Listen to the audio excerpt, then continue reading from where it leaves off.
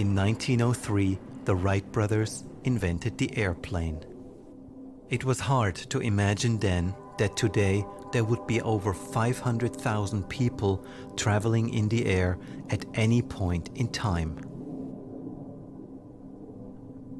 In 2008, Satoshi Nakamoto invented Bitcoin and the blockchain. For the first time in history, his invention made it possible to send money around the globe without banks, governments, or any other intermediaries. Satoshi is a mystery character, and just like the Wright brothers, he solved an unsolvable problem. Whenever this happens, it inspires incredible innovation. The concept of the blockchain isn't very intuitive, but still many people believe it's a game changer. Despite its mysterious beginnings, the blockchain may be the airplane of our time.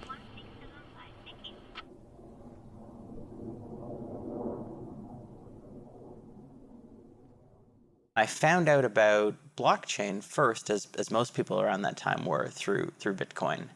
And personally, at first, I thought that Bitcoin was an absolutely terrible idea. I was teaching at Stanford back in 2010, and a teaching assistant for the class sent me an article. She said, oh, there's this really cool thing. It's open source money. And I remember thinking, open source money, isn't that cool? But it'll probably never work. I did what most people do the first moment they are exposed to Bitcoin. I discounted it. I thought this was silly internet money. You could mine it. It's like a golden goose. It took me about a year to really re-explore the technology.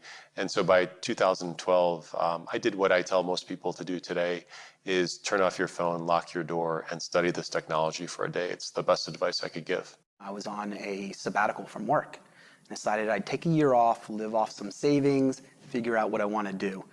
It was there that I discovered this little orange icon with a bee in the middle. I said, what is this strange thing? So I started looking, okay, Bitcoin, interesting. That was about 2012, 2013. And I haven't left the space since. I've just continued further and further down the blockchain rabbit hole, if you will. And I've been pleasantly surprised and had no reason to crawl my way back out and find another technology. There's a point at which it's almost like you can't stop. It just gets so interesting, and you're so fascinated by it, and you just want to learn more and more and more. And even, by the way, to this day, there are new developments. There are new ways of solving problems, new approaches, and it's very exciting to be in this world. It feels really exciting to be involved in blockchain.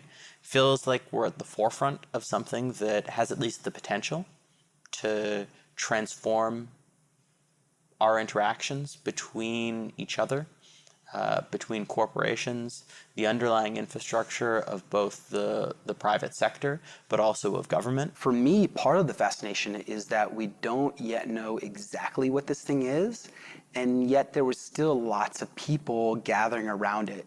I thought of it as like, a space rock that crashed on Earth, right? You'd have a bunch of people that gather around, and they're all pointing, what is this thing? And you don't really know what it is, but it's still very interesting.